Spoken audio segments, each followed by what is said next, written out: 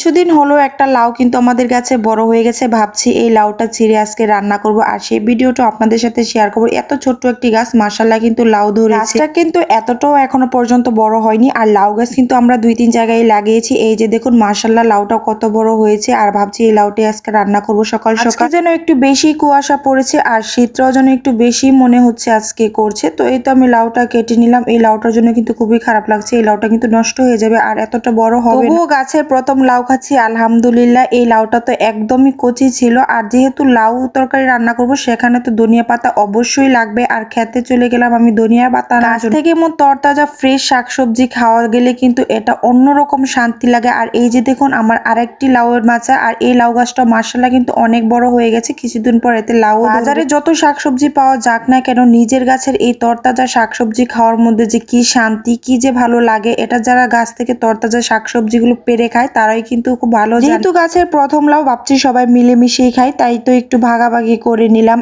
আর এই সবাই মিলেমিশে খাওয়ার মধ্যে কিন্তু অন্যরকম আনন্দ খুঁজে পাওয়া যায়।